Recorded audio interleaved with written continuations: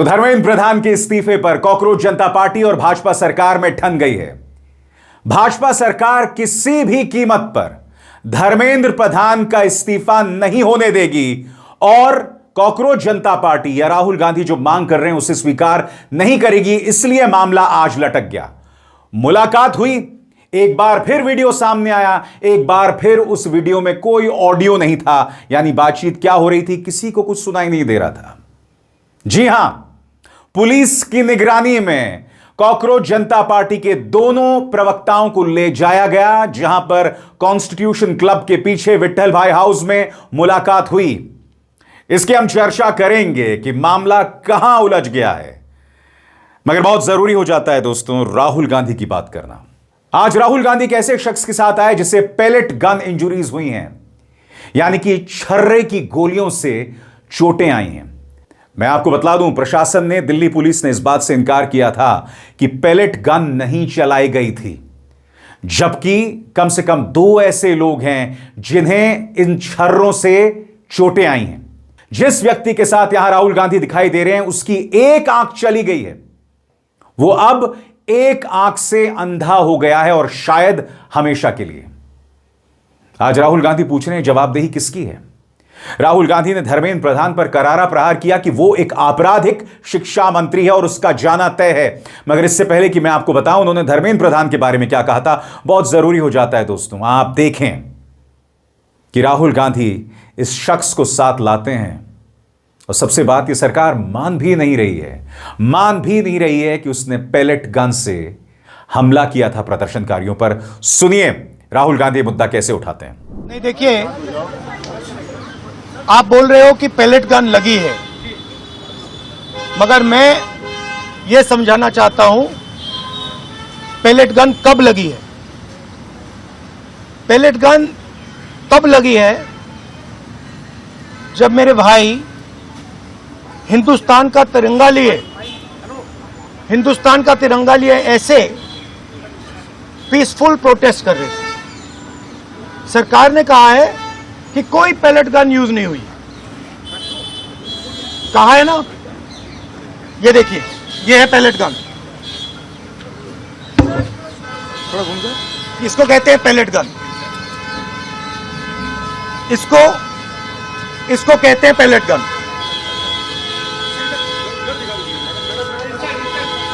ठीक है, और इनकी आंख डैमेज हो गई है, इनकी आंख से इनको दिखाई नहीं दे रहा है।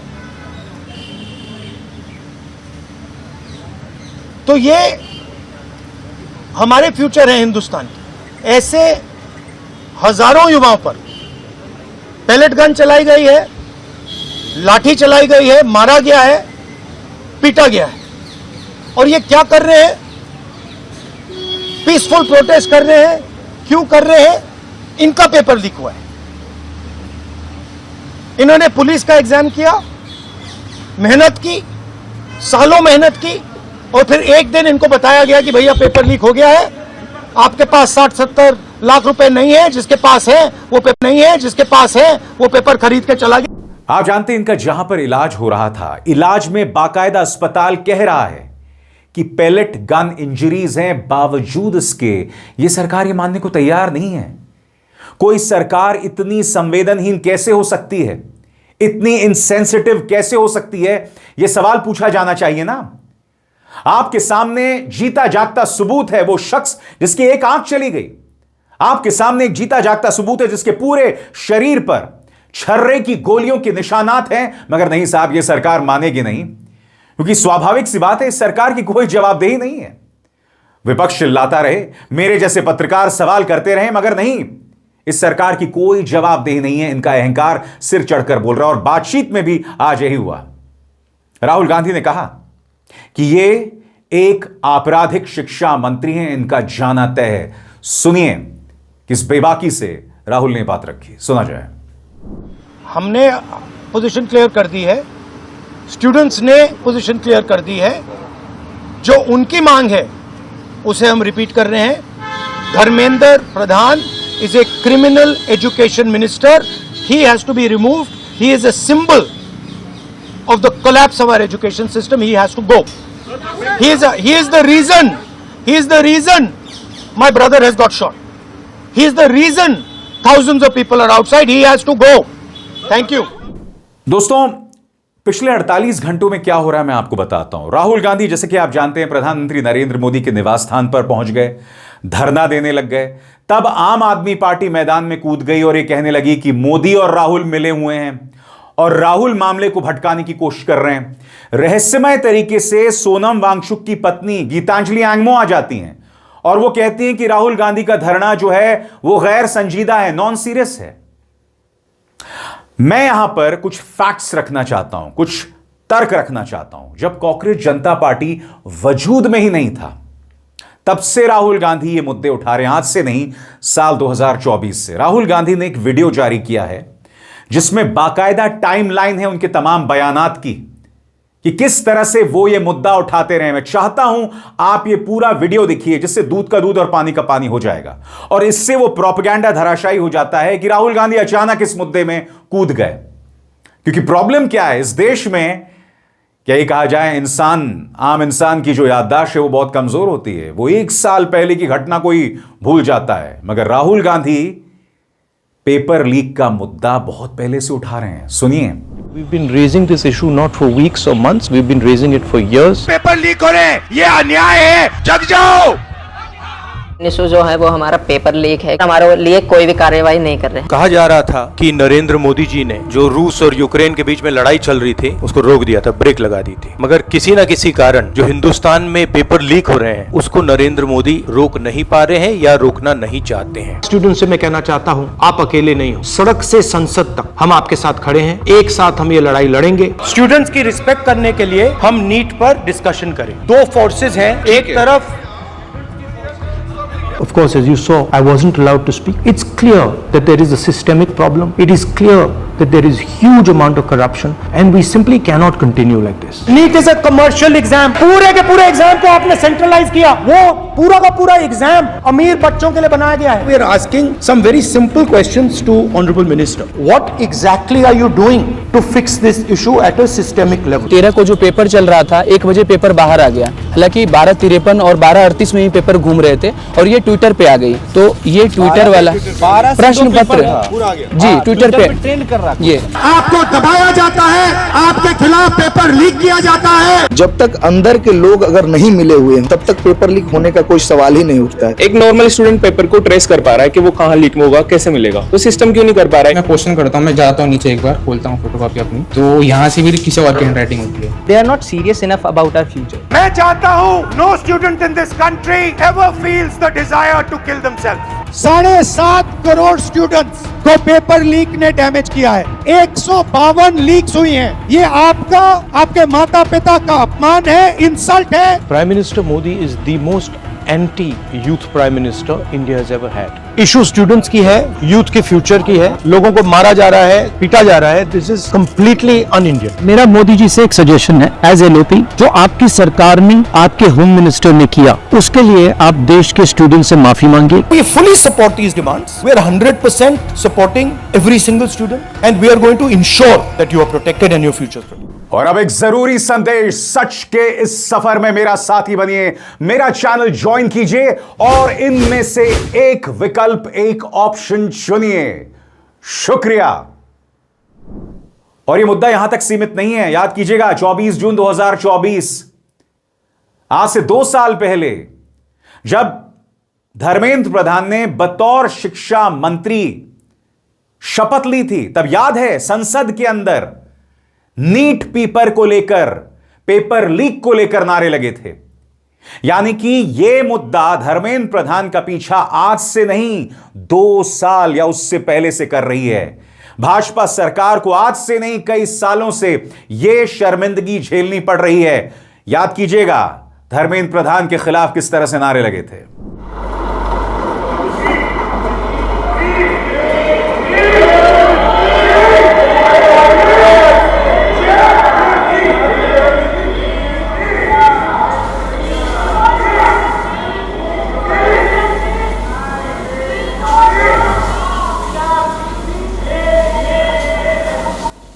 धर्मेंद्र प्रधान लोकसभा सदस्य रूपे निर्वाचित हुई। मुझे लगा इन तमाम चीजों को रिकॉर्ड पर रखना, ये फैक्ट्स आपके सामने रखना बहुत जरूरी हो जाता है, क्योंकि जो लोग इसे आम आदमी पार्टी बनाम राहुल गांधी कर रहे हैं या बेवजह विपक्ष के नेताओं पर हमला कर रहे हैं, जो छात्रों का मुद्दा उठा रहे हैं, वो सिर्फ राजनीति करना चाहते हैं, वो मुद्दे को भटकाने की कोशिश कर रहे हैं। और ये गलती आम आदमी पार्टी के कुछ नेता कर रहे हैं, सौरभ भारद्वाज और आतिशी सरीखे कुछ नेता। इनफैक्ट इस पॉलिटिकल पार्टी के कई नेता मुझसे कह रहे हैं कि भाई हमसे भी बेवजह बुलवा दिया गया, वो नहीं घसीटना चाहते थे राहुल गांधी का नाम। आप खुद बताइए साहब, कोई सोच भी सकता है कि राहुल गांधी और नरेंद्र मोदी मिल जाएंगे? दोनों एक दूसरे से बेतहाशा नफरत करते हैं। प्रधानमंत्री नरेंद्र मोदी आरएसएस या ये सरकार राहुल गांधी को बर्बाद कर देना चाहती है और इस तरह की बातें की जाती हैं। बहरहाल आज की जो बड़ी खबर दोस्तों यह भी है कि किस तरह से आज बातचीत हुई। तस्वीरें आपके सामने हैं और एक बार फिर बातचीत क्या हो रही है हम नहीं जानते हैं, क्योंकि ऑडियो नहीं है, ऑडियो म्यूटेड है। मगर बातचीत के बाद बात स्पष्ट हो गई। कॉकरोच जनता पार्टी के प्रवक्ताओं ने कहा कि भाई धर्मेंद्र प्रधान का इस्तीफा बहुत अहम है और सरकार को अभी इस पर फैसला करने के लिए 24 घंटे चाहिए। सुनिए क्या कहा पार्टी के प्रवक्ताओं ने।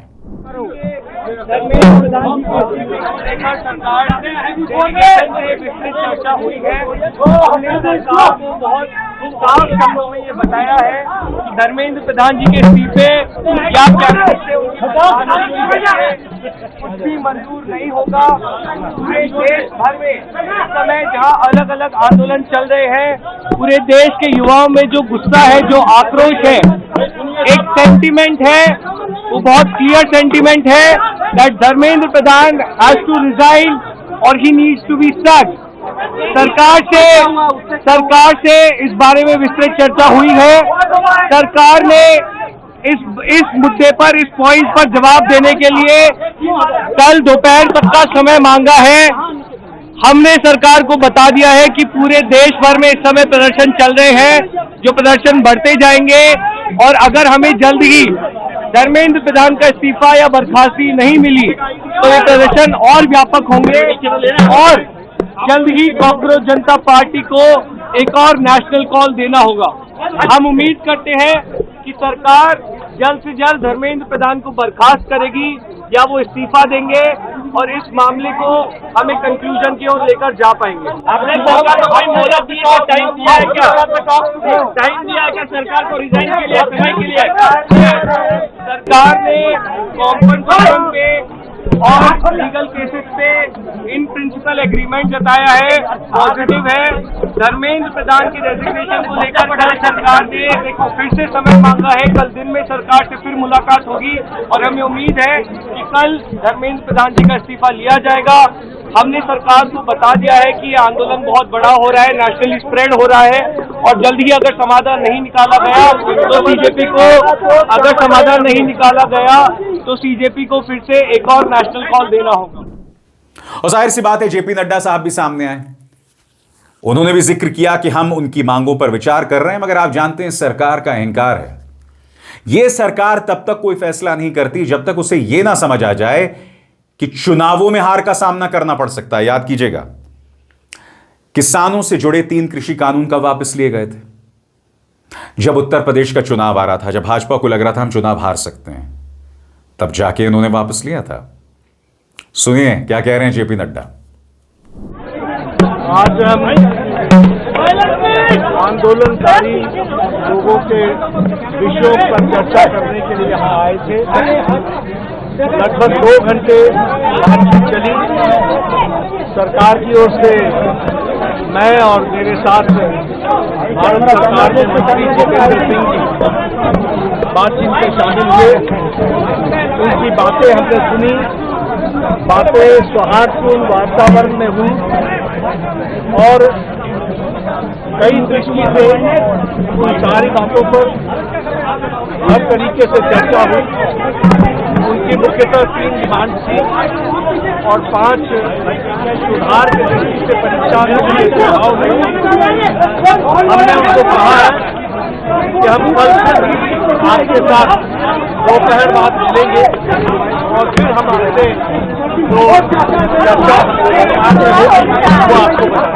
फैक्ट यह है कि इस सरकार को सुनना पड़ेगा, पहले जैसे अहंकार नहीं चलेगा। याद कीजिएगा दोस्तों, जब 750 किसान मर गए थे और तब स्वर्गीय सत्यपाल मलिक, राज्यपाल सत्यपाल मलिक प्रधानमंत्री से उन्होंने मुलाकात की थी और कहा था कि कितने किसान मर रहे हैं। तब आपको याद है प्रधानमंत्री ने उनसे क्या कहा था कि मेरी वजह से थोड़ा ना मर रहे हैं। तो यह है वो अहंकार, यह है वो संवेदनहीनता, यह है वो इनसेंसिटिविटी जो दिखाई देती है सरकार में। अब यह नहीं चलने वाला है। विपक्ष कह रहा है कि सरकार को सुनना पड़ेगा, इसके अलावा कोई विकल्प नहीं है। सुनिए क्या कह रहे हैं गौरव गोगोई, कांग्रेस के सांसद। सरकार किसी प्रकार की जिम्मेवारी नहीं ले रही, सरकार बहरी है, सरकार देश के युवाओं की बात को नकार रही है, नहीं सुन रही है। युवा साफ साफ बोल रहे हैं कि शिक्षा मंत्री इस्तीफा दो, और यहां पर भाजपा बोल रहे हैं कि शिक्षा मंत्री ने लाजवाब काम किया है।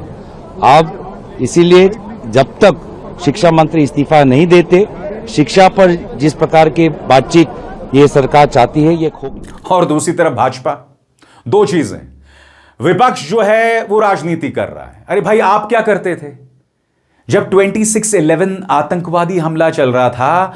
तब गुजरात के मुख्यमंत्री नरेंद्र मोदी वहां पहुंच गए थे जहां पर आतंकवादी हमला चल रहा था, और उस वक्त वो कांग्रेस की आलोचना उन्होंने शुरू कर दिया था। आज जब कोई आतंकवादी हमला चल रहा होता है, ऑपरेशन सिंदूर के दौरान भी याद कीजिएगा कांग्रेस 3 दिनों तक लगातार खामोश रही थी। मगर पहले यह सब नहीं था। अब ये लोग क्या कहते हैं, भाई राजनीति करते हैं। चलिए मैं आपसे एक सवाल पूछना चाहता हूं। आपने लगातार सोनम वांगचुक को, भाजपा के कई नेताओं ने उन्हें चाइनीज एजेंट बताया, अमेरिकन एसेट बताया। रिपब्लिक न्यूज के उस वाहियात पत्रकार ने यह तक कहा कि भाई डीप स्टेट से लिंक है, अभिजीत दिपके से, चाइना से लिंक है, पाकिस्तान से लिंक है, यह सब बताते रहे। तो अब प्रधानमंत्री यह संदेश क्यों जारी करते हैं सोनम वांगचुक के लिए, जिसमें वो कह रहे हैं आप जल्द स्वस्थ हो जाएं, आप डॉक्टर्स की सुने। एक चाइनीज एजेंट से इतनी हमदर्दी। मैं यह मुद्दा क्यों आपके सामने रख रहा हूं? मैं इसलिए रख रहा हूं कि एक प्रोपेगेंडा चल रहा है गोदी मीडिया के जरिए, और आप में से कई लोग उस बहाव में आ जाते हैं। ये फैक्ट्स हैं। अगर ये चाइनीज एजेंट है तो आपके मंत्री पहुंच जाते हैं उन्हें जूस पिलाने के लिए, उनका अनशन तोड़ने के लिए। अगर ये चाइनीज एजेंट है तो प्रधानमंत्री कहते हैं गेट वेल सून। अरे कुछ तो शर्म करो भाई। अब ये महाशय सामने आए, माननीय गोली मारो ठाकुर, अनुराग ठाकुर, ये भाई साहब कह रहे हैं कि विपक्ष राजनीति कर रहा है, छात्रों की भावनाओं को भड़का रहा है। तो मान्यवर बताइए, दिल्ली का चुनाव चल रहा था और आपने कौन सा नारा लगाया था, याद है आपको? देश के गद्दारों को गोली मारो। आगे तो मैं दोहरा भी नहीं सकता किस गाली का इस्तेमाल किया गया था। और उसके बाद क्या हो गया था?